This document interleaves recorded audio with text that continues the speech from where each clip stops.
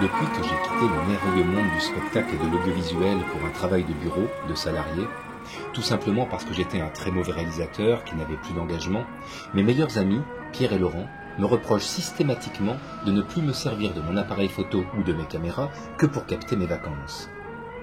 Et je me rends compte aujourd'hui qu'ils ont raison. Aujourd'hui, justement, grâce aux nouveaux petits jouets numériques, appareils photo, caméscope, appareils de téléphone portable, ordinateur, nous sommes tous des cinéastes, vidéastes, graphistes, musiciens, bref, nous sommes tous des artistes. Enfin, c'est ce que les marchands des dits appareils tentent de nous faire croire. Pendant donc ces dernières vacances d'été, nombre de personnes nous ont visités. Tout a commencé en première semaine par le frère de Stéphanie, ma femme, celle que l'on voit là. Sur le ponton de Grand Piquet, sur le bassin d'Arcachon, où nous avons notre maison de vacances, devant une lune pleine, le frère de Stéphanie nous explique qu'il adore voir les battles de danse hip-hop et qu'il allait souvent les voir à Brooklyn lorsqu'il habitait New York. Ensuite, en deuxième semaine, nous avons eu Léna et Bill.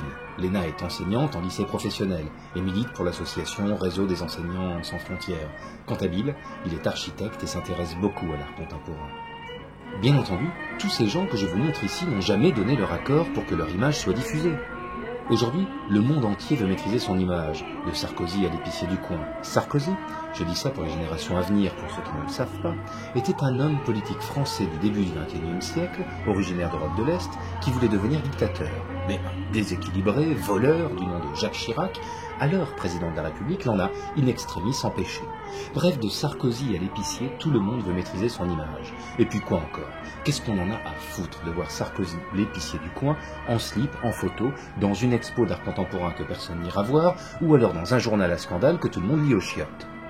En troisième semaine, nous avons eu la visite de Sue et ses enfants, Lily et Donovan. Sue est musicienne, elle joue de la flûte. Ses enfants ne savent pas encore ce qu'ils veulent faire de leur vie.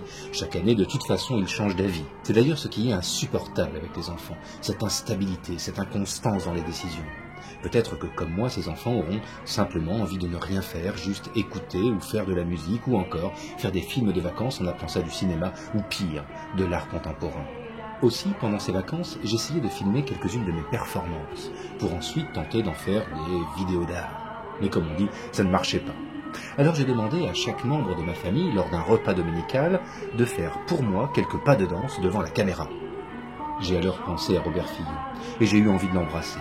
Il disait « L'art est ce qui rend la vie plus intéressante que l'art ». C'est peut-être pour cela que l'on fait des films de vacances, pour rendre la vie plus intéressante que la vie, plus intéressante que l'art.